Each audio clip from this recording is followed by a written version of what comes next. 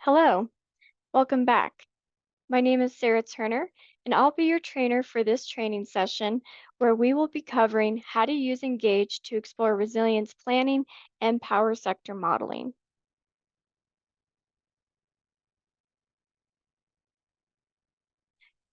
When we last left off, we had finished creating two capacity expansion technologies for a lithium-ion battery and a backup diesel generator. We had run both technologies separately in Engage to see how much Engage would build to meet the remaining portion of the hospital's load.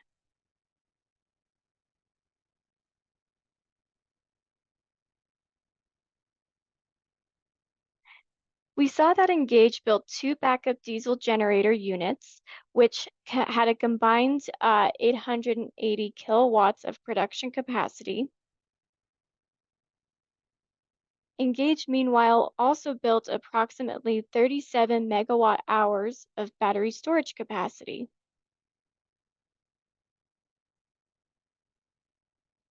Remember that when we talk about production capacity, we are talking about the rate of power, while for storage capacity, we are talking about the total amount of energy stored, which is why on the screen you will see kilowatts represented for the diesel generator's production capacity, and then for the battery, you will see it represented in the kilowatt hours.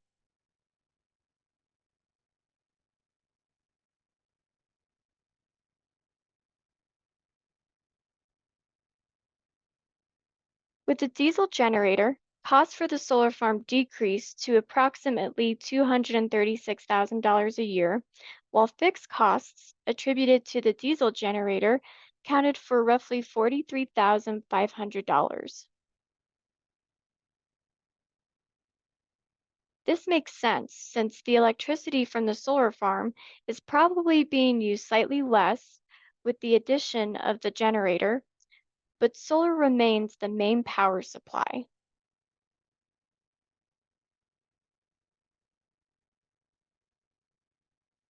Notice that the Runs tab breaks down the cost and capacity by carrier type.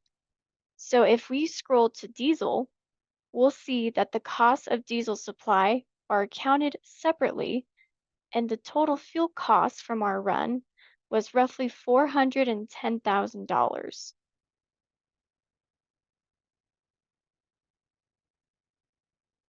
Together, these costs equal approximately $690,000 a year.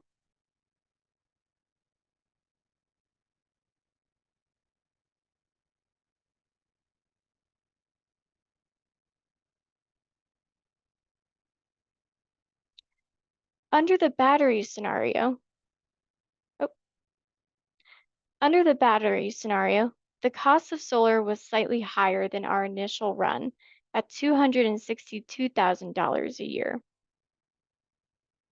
which is expected since the system was using more solar production to charge our batteries.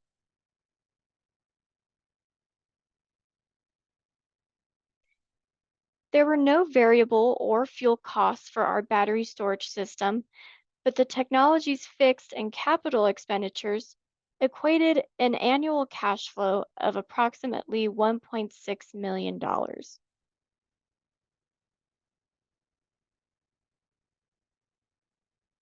Together, the cumulative cost of our solar system plus battery storage system was a little less than $2 million per year.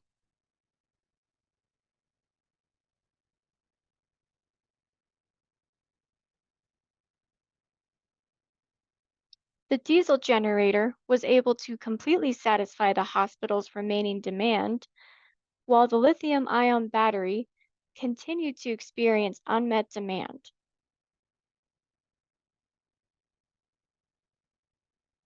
When we look at the dispatch graph in detail, we can see that the primary reason why there was still unmet demand is because of the limited charging capacity of our solar, or that is our supply technology.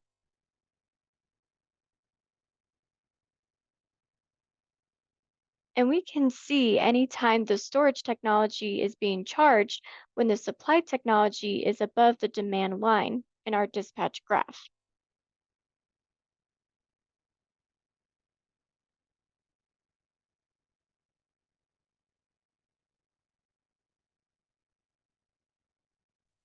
As you can see, our solar technology is only able to charge the battery when our hospital's load is low, and even then, it's only able to charge a small amount.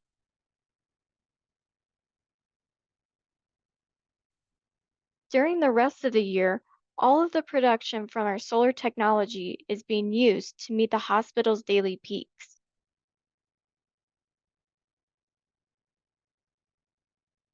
In this way, there would always be unmet demand, no matter the size or duration of our battery.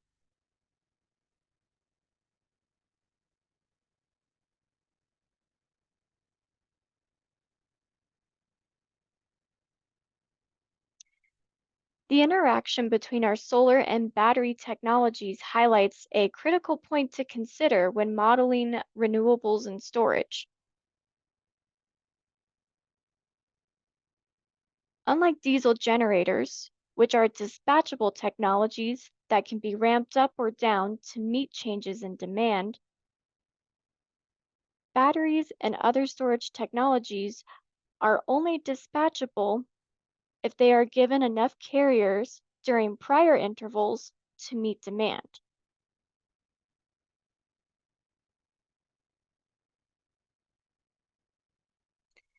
But what if our solar system was not fixed and we wanted to see how big our solar system would need to be in order to fully meet demand through storage alone?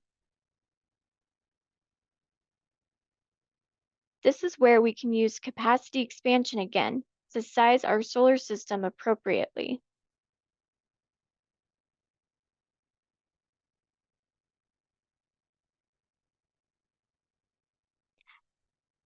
Ask yourself first, though, what is wrong with this graph?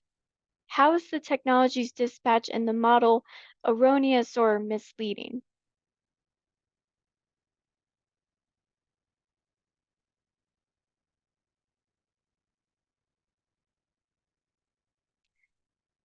When we originally created our solar technology, we had you create a renewable technology with a common mistake that most users make and engage, which is that its resource was infinite and there were no constraints on our access. We know, though, that this isn't realistic and that many solar photovoltaic technologies have constraints. The most significant limitation being that solar panels can only produce as much power as there is sunshine, and that sun sets every day, every night.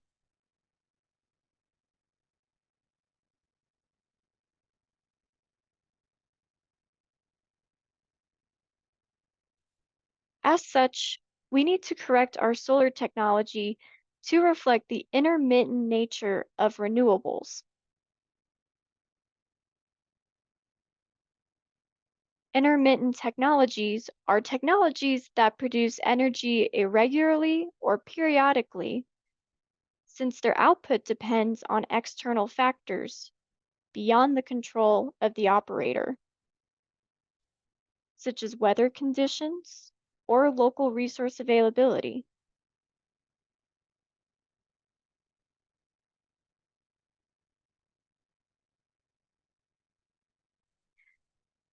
One industry standard that gets used to measure the output of a renewable technology relative to its maximum potential output is a capacity factor.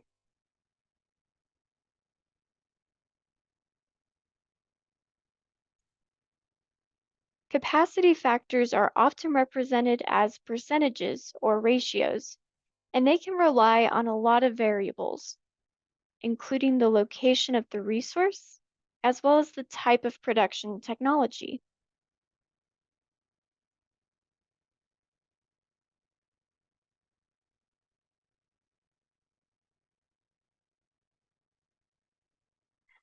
For example, solar irradiance, which is the power per unit area received from the sun, is usually highest midday when the sun is directly overhead.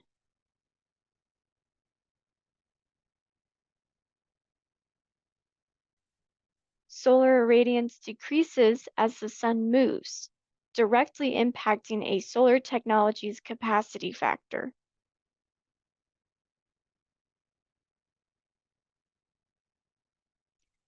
This is why it is important to have granular data uploaded to Engage that tracks the electrical production of a solar technology at least on an hourly basis.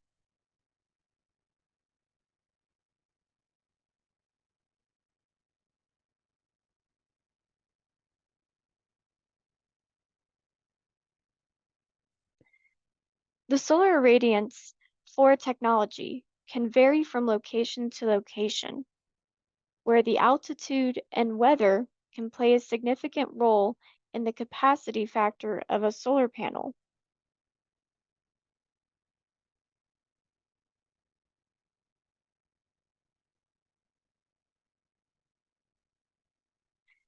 The type of technology you use to capture the sun's power can also lead to dramatically different capacity factors too, such as if you are using a ground-mounted system where the solar panels stay fixed, or a single axis tracking system which follows the movements of the sun.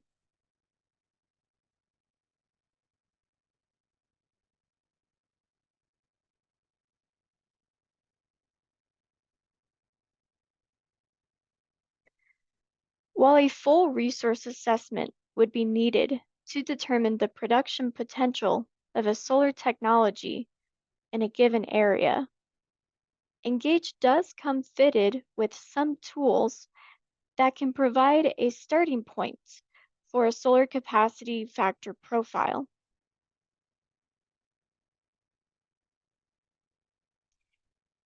For example, if you navigate to the Locations tab, you'll see that every location comes with the option to upload a particular data set for either wind or solar.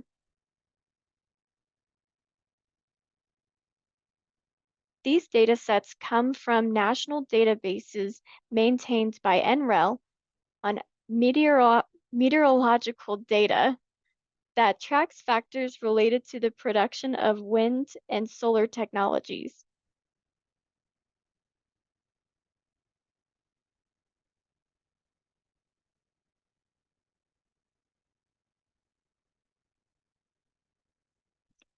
If you click on the solar data set, you'll be directed to the PV watts calculator, a tool developed by NREL that estimates the energy production of different grid-connected solar photovoltaic systems across the world.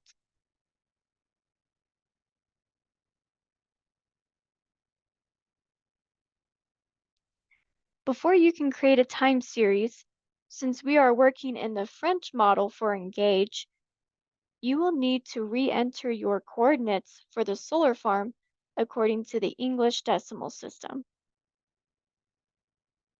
One second, my light turned off.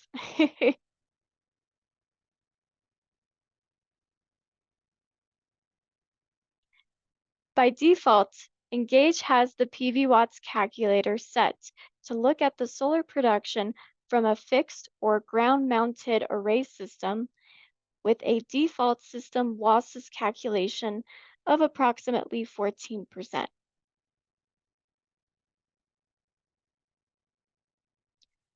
Users, however, can manipulate the tilt of the solar system in its azimuth, which describes the direction the solar array is facing. We will keep our solar array facing south for maximum value.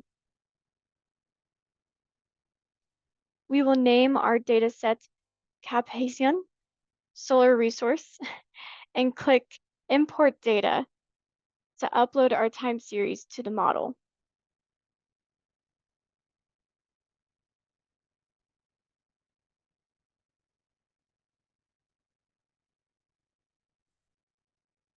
With our solar time series imported, we are now ready to create our solar capacity expansion technology. Since our current solar technology is misleading, or that is erroneous, we will not create a new technology and instead update the one we already have. The process should feel completely familiar to you now, as we will use many of the same assumptions from our prior capacity expansion technologies.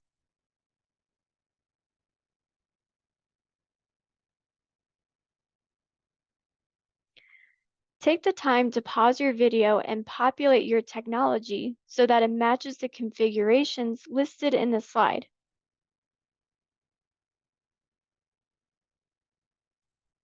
If you need a reminder on what the annual technology baseline is, rewatch session 3.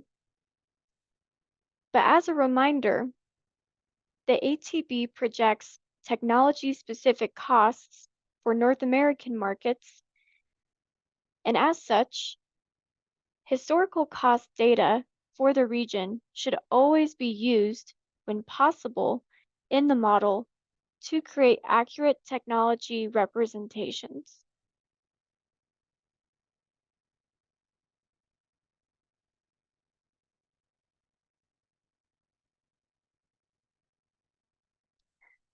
Finally, we will update the two most important parameters to signal to Engage that this is an intermittent renewable technology.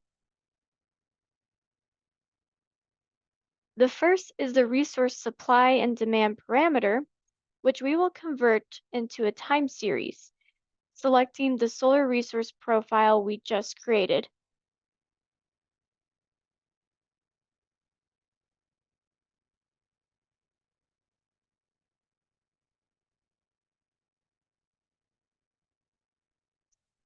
The second parameter we'll have you update is the scale resource width parameter, which tells Engage how to read the time series by setting the units of that resource.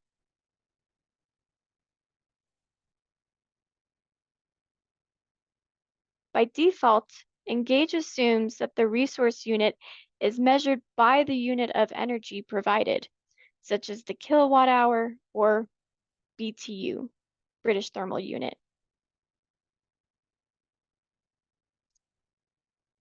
You'll see that Engage, however, also has the energy per area parameter option, which would be specific to scaling the resource according to any land constraints, or the power per area.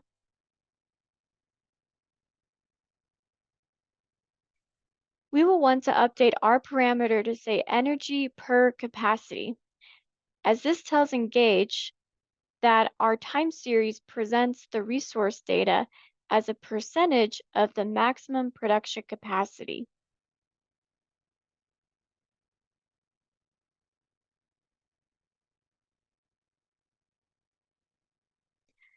Now that we have our solar technology set up with the proper constraints for a renewable and capacity expansion technology, it is time to rerun our model by going back to the Runs tab.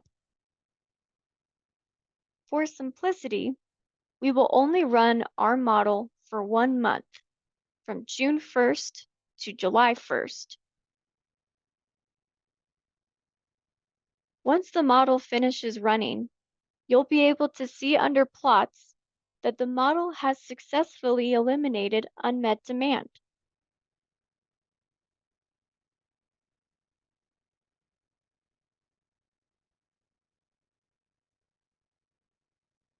The first major change you'll see is the size of the solar facility. Previously, we had a 1 megawatt solar farm serving our hospital. In order to get the hospital to run entirely off solar and battery storage, however, Engage capacity expanded the size of our solar technology to be approximately 10 megawatts. That is a 10 megawatt solar farm. Note that the size of the solar farm would likely be larger if we did a year-long run, since Engage is only seeing 1 month's worth of demand.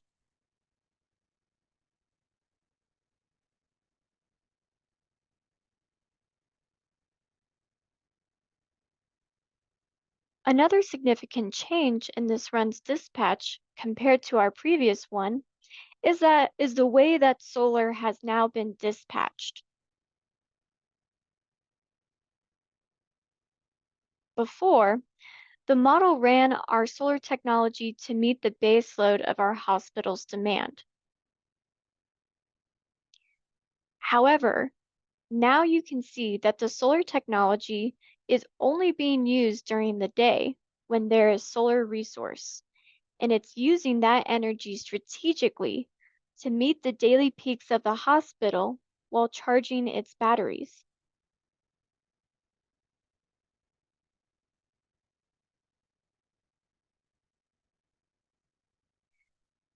This change is more operationally realistic to how solar panels interact with batteries to meet demand when the sun has set.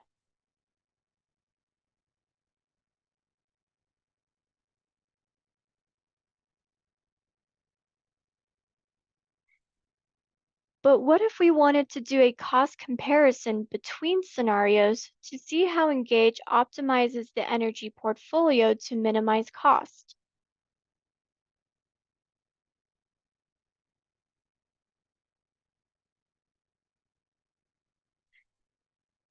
To do this, we first have to rerun our 1 month model to look exclusively at the cost of meeting demand if we, let's say, only had backup diesel generators.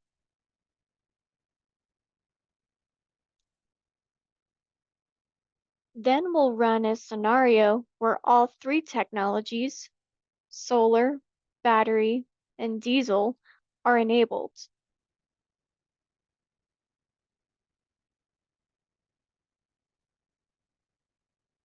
It may take your model a minute to complete each run, but when it does, you should see results that look like this.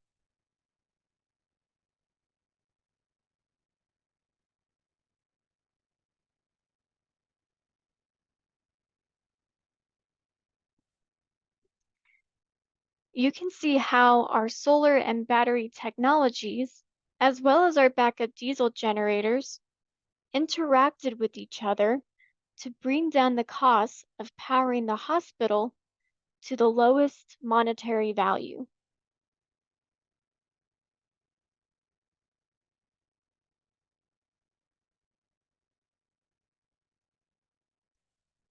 With the addition of the backup diesel generator, the size of our solar and battery storage system decreased significantly, since the diesel generator could be used as dispatchable backup to supplement demand whenever the solar resource was low.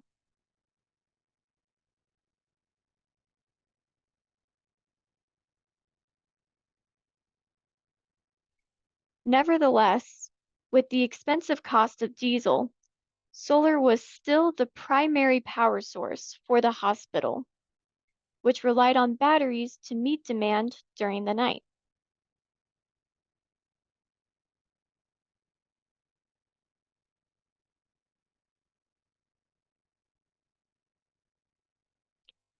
It should be emphasized, however, that these costs and system capacities come from only looking at a 1 month run. A year-long run would be needed to do any full scenario comparison and analysis.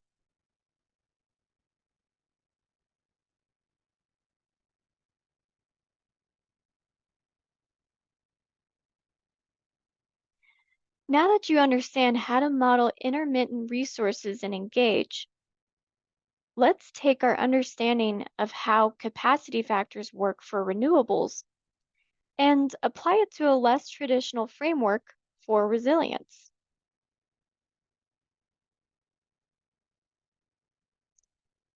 We know that our diesel backup generators rely on fuel from our, sorry about that. We know that our backup diesel generators rely on fuel from our diesel supply technology to operate and meet demand. But what if our diesel supply was similarly constrained and depended on external factors?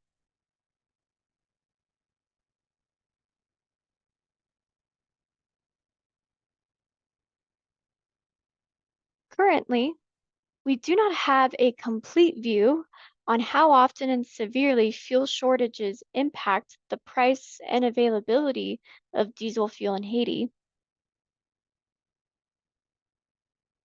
but we know it can be significant. In place of real data, we will create a sample time series that assumes a random distribution of fuel shortages. Remember that Engage only reads time series in the date-time format and that the file needs to be saved as a CSV.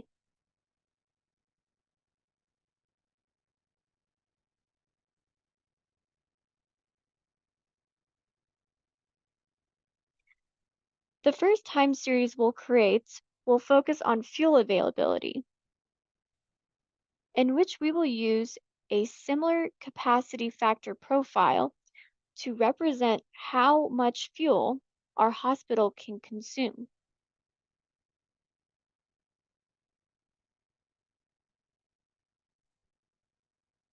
Excel comes with the norm interval and random function, which is represented as norm_inv and rand, which can randomly produce any series of numbers from 0 to 1, where users can specify the mean of the distribution as well as a standard deviation.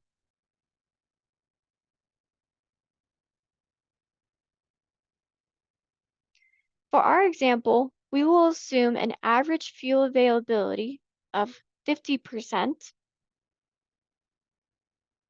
with a standard deviation of 25%.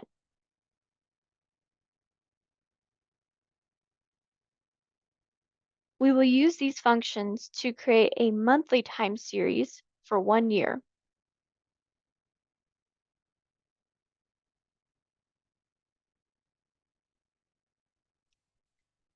In the following column, create two variables that track how fuel prices can spike in response to fuel shortages.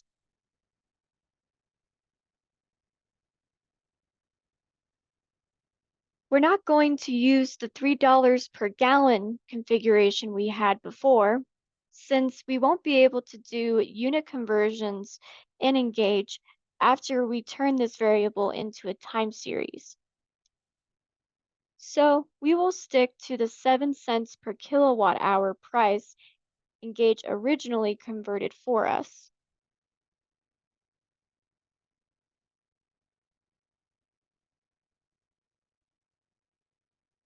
To keep things simple, we will do a rudimentary if-then formula where anytime the diesel availability drops below 50% in the first column, the price of diesel will double. And in the second column, it triples.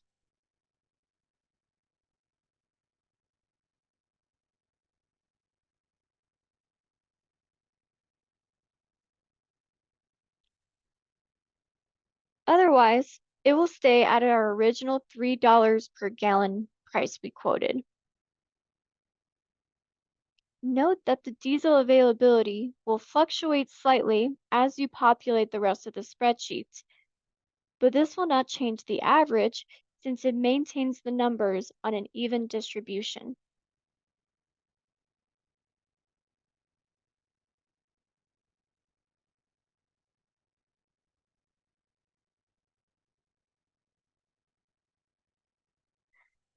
You'll want to create two time series this time from one CSV file. One time series that tracks diesel availability and one that tracks diesel price spikes. So make sure you select the appropriate columns. For now, we will look at the case where the diesel prices triple if there is a fuel scarcity. But in a separate exercise, you can experiment with cases where the price of diesel doubles or even changes not on a monthly basis, but weekly or daily basis.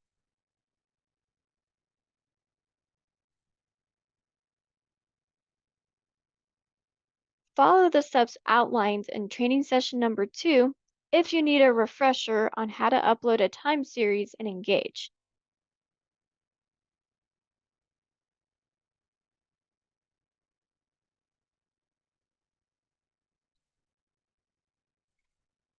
By this point, you should feel incredibly familiar with the model building process. So we will just be outlining the steps for you to follow below.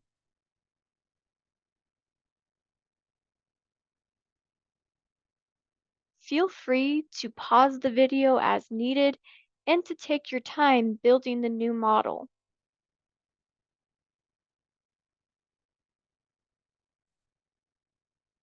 To start, we will need we will not need to create a new location, but we will need to create two new diesel supply technologies to go with our new time series. You can copy over the diesel supply technology you've already created to save some time. Pause the video and click, or rather, pause the video and follow the steps on the screen and click play when you are ready to continue.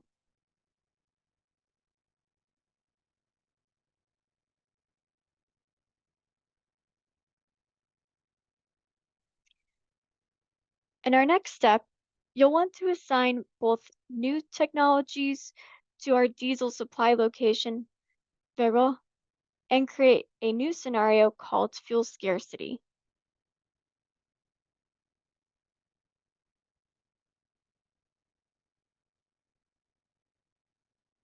Under this new scenario, you will want to launch two runs. Both runs will be similar to each other in that they will have every capacity expansion technology enabled. But the first run should only have the diesel shortages technology enabled, and the second run should only have the diesel price spikes enabled.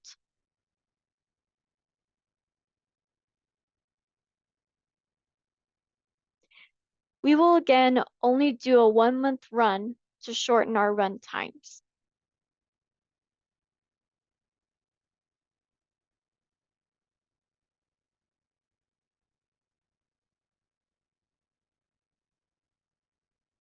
After running both technologies, you can see that the diesel price spikes technology had the most impact on the model, where Engage slightly increased its solar and battery storage system sizes to avoid running the diesel generator during high price times.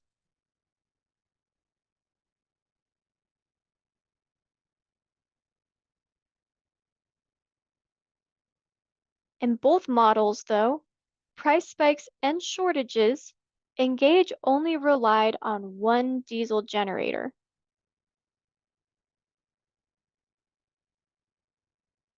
Compared to our cost optimal run, this result is not entirely surprising, given how little the model relied on the backup diesel generators to begin with,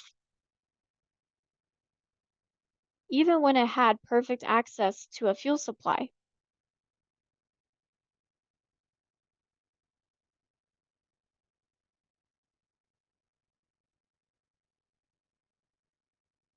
On a very high level, the model may indicate that incorporating solar and batteries into the hospital's energy system can reduce the hospital's energy costs compared to if the hospital relied on diesel alone.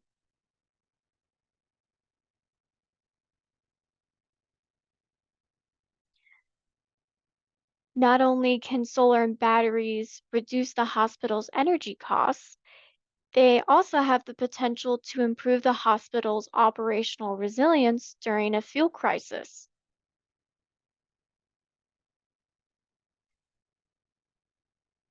Yet, to completely rely on solar and batteries alone could also be challenging, as it can lead to the escalation in costs since a much larger solar and battery energy system would be needed in order to prevent any unmet demand.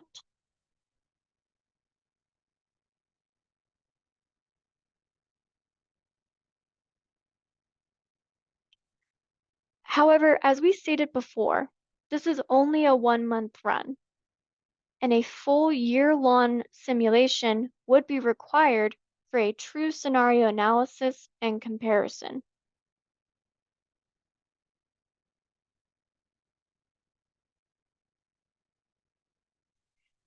This exercise is just to give you an idea of how you could test the cost optimal build's resilience against external factors.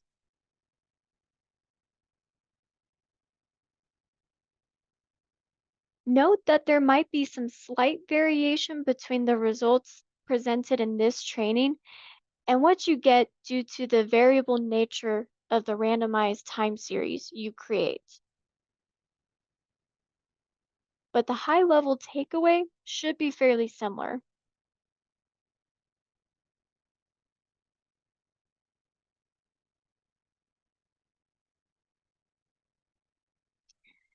This concludes the first part of our two-part training module. We're going to take a brief break here for you to finish building your model and calculating your results.